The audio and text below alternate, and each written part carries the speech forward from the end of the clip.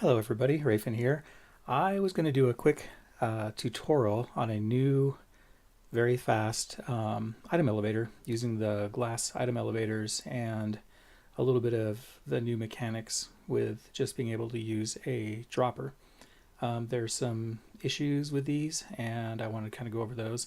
And also I was going to go over a quick example of a couple of different ways to clock the dropper to get different speeds and some of the issues associated with those. So to start out here, so this right here is the design that I've come up with. It's actually very, very simple. You have a dropper that's being fed by hoppers. We're reading the state of that dropper, whether there's any items in it, through this solid block. Then this actually powers, there's a sticky piston underneath here. It'll power the sticky piston, raising this observer block up and causing this to generate a clock, which will then actually power the lantern there, which actually could just be glass. I just put a lantern there because it's nice to be able to see it.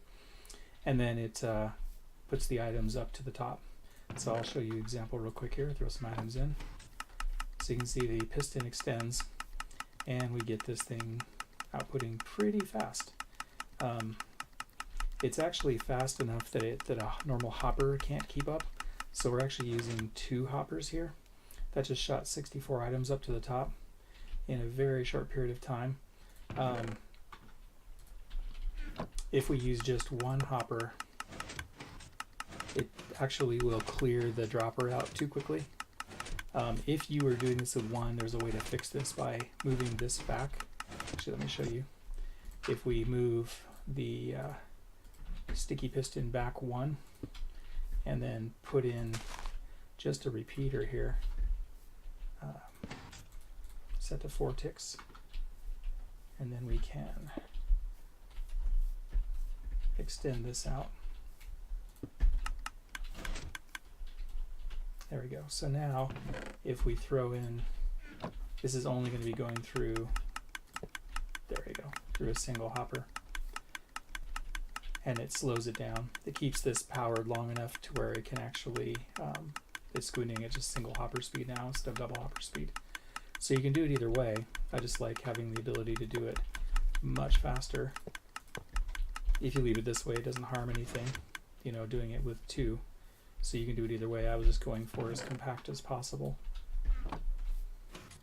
So that's a little retrofit there to, you know, make it safe for just a single hopper feed or a double hopper feed. And then up here, you can see the items are coming up here at double hopper speed at the moment as well. So as the items come up, they're actually coming up this left hopper, and any that don't get picked up immediately get pushed over here into the second hopper, and then both of those feed into this chest. Now this chest is kind of a buffer, and from here you could actually, you know, run this off to sorting system, or, you know, wherever you need to send it to bulk store, whatever your bulk storage is or whatever. So anyway, and then I did the same thing here. I just kind of placed it at ground level to show what it looks like. This is just because it's offset. I thought it could make it symmetrical. I know I always need a ender chest near my storage anyway. So this was the design I came up with, and like I said, this is the same as the other one there. So you'll see the items go up. The center is just blue glass. Thought it looked nice. Obviously that's not necessary. Actually, one thing about these glass item elevators is these corner blocks aren't strictly necessary either, but if you operate it in this mode, if you get close to it, you'll start sucking the items up. So I usually just go ahead and leave those blocks in, even though they're not, like I said, strictly necessary. So that's pretty much the design. I'll do a little quick tutorial on that as well. What I wanted to show everybody too was just some basics of how these clocks work for timing these things out. So a basic clock using a comparator goes like this. If you put this into subtract mode, then you get a pretty fast clock here. So there's an interesting little quirk though that most people aren't aware of. If I put down my dropper here and I put a bunch of items in here, even though that's being powered, it's not going to eject any items.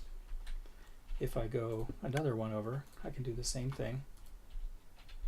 And if I power this, still nothing. But this one will clock normally, and I'll get items out. So that's kind of a strange behavior.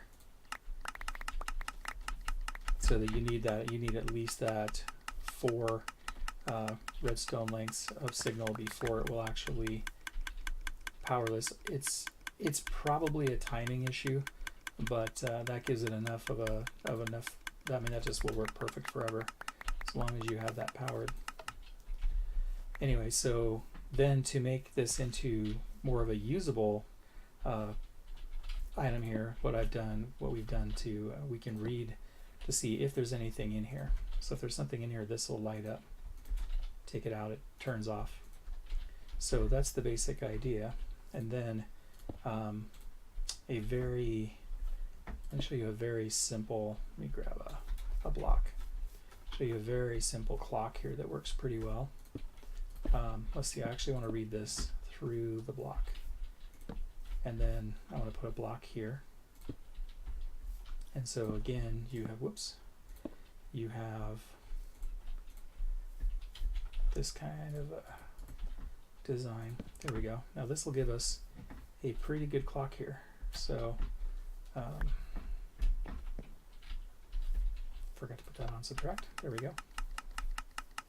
So as long as there's something in that dropper, that clock will run. And I see here, when it drops down to 40, it'll basically keep going until it gets to 40. And the reason for that is that this signal is not quite strong enough to hit the repeater. You can't put a repeater here, because then you'd have to extend the signal even further. If you put the signal here, then it's not going to loop back to the comparator the way it needs to. There's another interesting thing here. If I put the dust there, now this actually won't go until it gets, I think it's 64, and I think it's, oh, maybe not quite that much, but it will need a lot more. And you have more redstone dust, and redstone dust causes lag. So the less redstone dust you need, the better. So what I usually do is I just use the block, because then instead of powering 1, 2, 3 long, this is powered, so it only needs to power 2 signal strength, which is why when it gets to 40, it's at exactly 2. So if you have a system that you need something very compact, and you don't mind there being 40 items in this dropper, then this is a good design here. Okay, so the go-to design I used before this one was quite a little bit, it's just a little bit different, not super different, but this is kind of my go-to clock. So comparator out of there, then I set this repeater to 4 ticks. So this will make this, anytime there's anything in here, this is going to give full signal strength, and it will also delay it a little bit, so that if you're feeding things in here slowly, this won't be toggling on and off. And then feed this to basically this comparator clock here. So put this in a subtract, loop it around, and then we can grab a block. Again, we can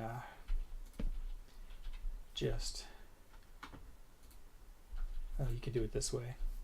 This will work too. It's a little bit messier this way. Anyway, so fast clock. Yeah, those are coming out pretty quick. So you can clean this up a little bit by, again, reading the dropper through the block. Then you can place a block here. Then you can actually move this. Oops, I do want that there.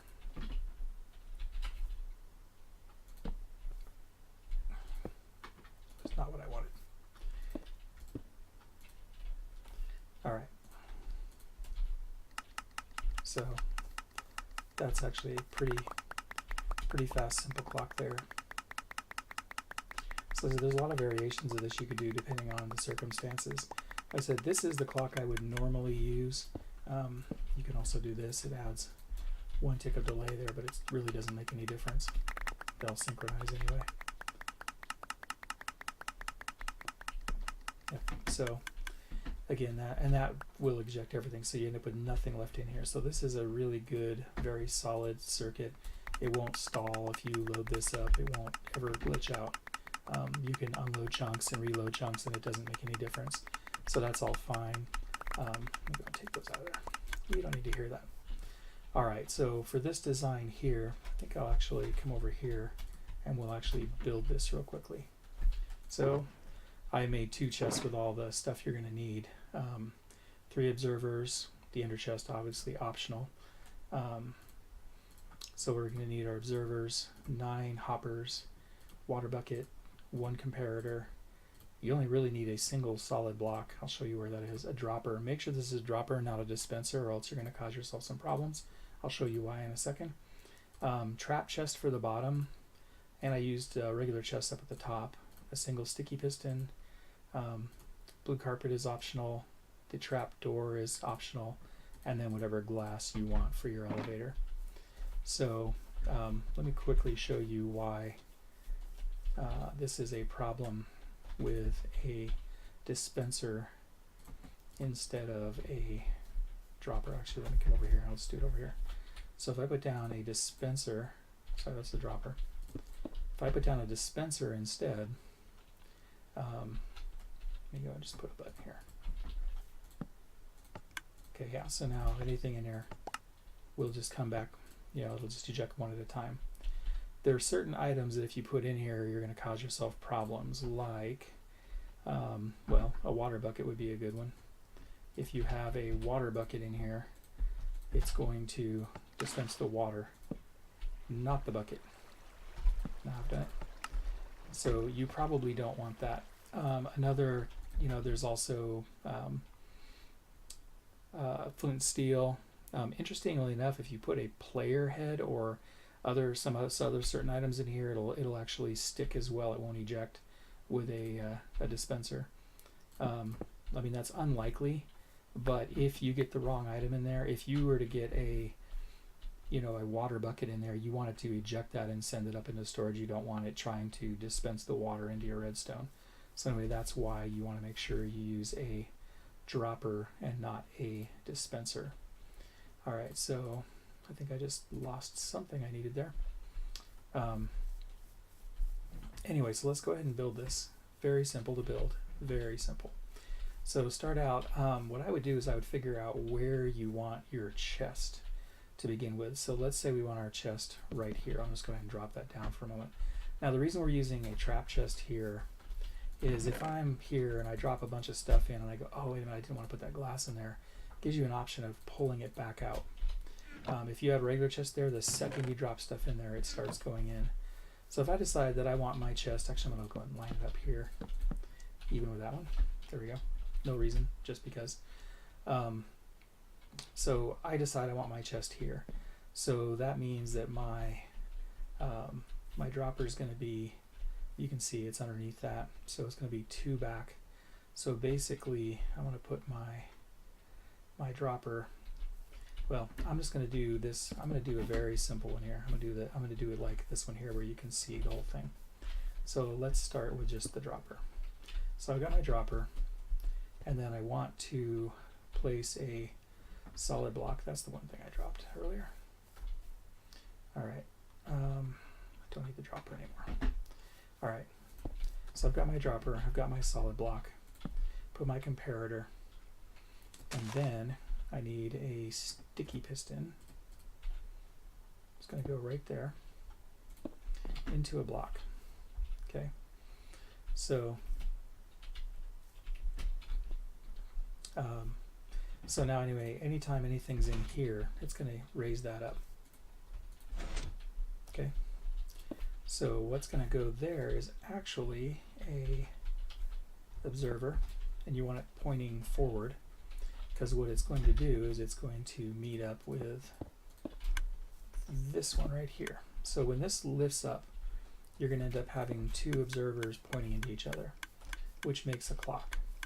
And you can hear it ticking here. It's actually powering this air block here, and it's going to power this. Okay. That's actually not there. that's just a ghost block, I think. Anyway, so put something in there. It powers the piston through this block, lifts this up, and this will stay up because the piston's powered until the items then empty out of here, and then so it's then going to run this. So you can just put glass here. I was putting a lantern there just so you could see what it's doing.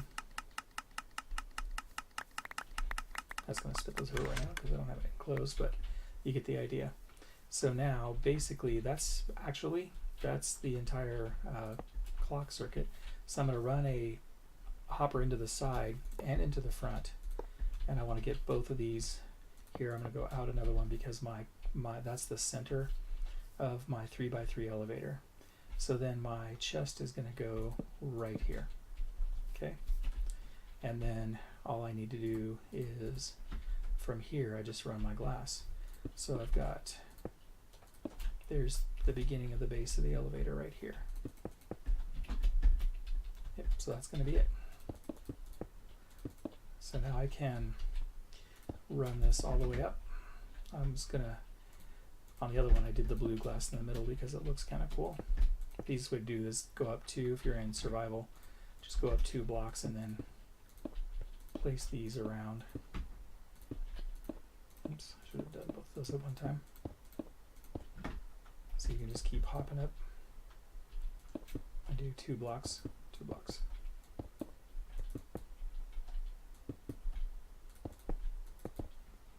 Until you get it to the height you want. So the height doesn't really matter. This, you can go arbitrarily high and you can go really high. I've taken these, 150 blocks up and there's no problem. Okay, so now here's our elevator. So now let me go ahead and just enclose this real quickly and I'll show you how this works if you haven't seen this before. So now it's going to shoot all these up and they'll end up here, and that's what we want. We want all of our items coming up to the top. You can see they're coming up very quickly. As soon as I get all these back. There we go. All right, so from here, now what we want to do is we're going to have our chest. I'm going to do kind of the same layout as the other one. You can put it anywhere. It doesn't matter which side you operate off of here. But basically, I'm going to want my chest. Go ahead and drop some blocks here for a second. I want them here. So that's going to be my chest. So now I want to point 4 hoppers in here,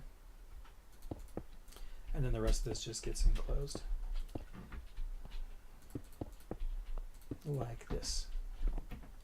Okay, so now let me go ahead. These are going to get covered too.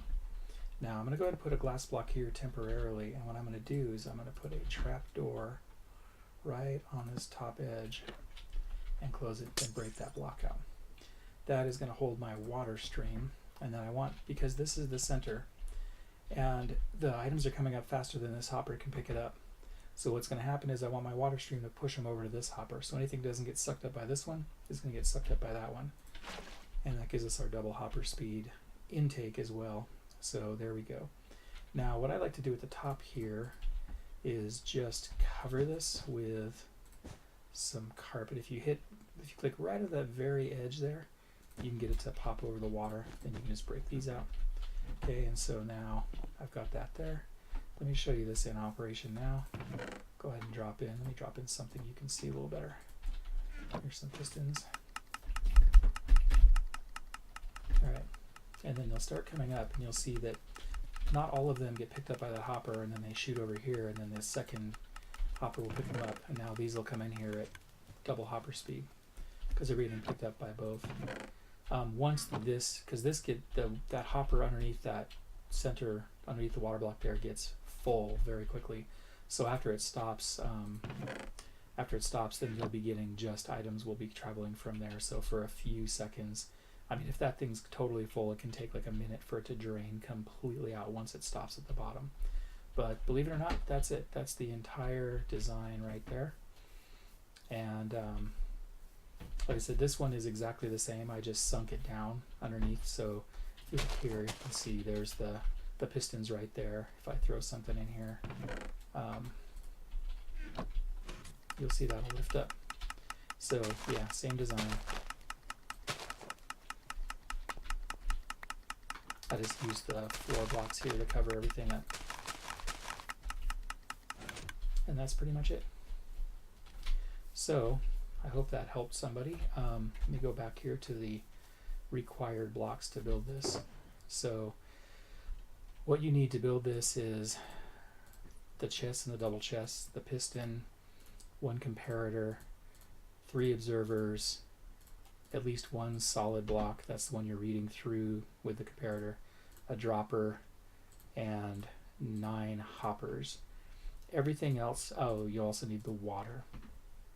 You don't need glass, you can use solid blocks, it really doesn't matter. You could use this and for like a witch farm or something if you wanted to shoot blocks from bedrock level where you're dropping them all the way up to the surface. You don't have to build anything special as long as there aren't any gaps and the blocks make it to the surface. You're good to go. So the glass is just nice, just for decorative reasons, but you really can use any solid block. Has to be solid, can't use stairs or slabs. Well, you could use stacked slabs, but as long as there's no gaps, you're fine. The wooden trapdoor you could replace with just more glass blocks or a solid block up there as well. The redstone lamp is not necessary at all. That I just thought was nice. And the same with the carpet. You don't really need that carpet up top. If you don't cover it though, sometimes items will pop out, but you could just cover it with glass, more glass or another, or just solid blocks, doesn't really matter. So the only requirements, the only absolute requirements are these items here, and then obviously whatever you're making your elevator out of. The rest of these things, the carpet, the trapdoor, the redstone lamp, are not necessary. Obviously the ender chest, like I said, because it wasn't symmetrical. And since I always find this to be handy, having a ender chest next to my, where I'm dealing with my storage stuff, that makes just a block to put there. Anyway, so that's it. I will answer any questions anybody has if they want to put anything in the comments, and thank you for watching. Take care. Bye-bye.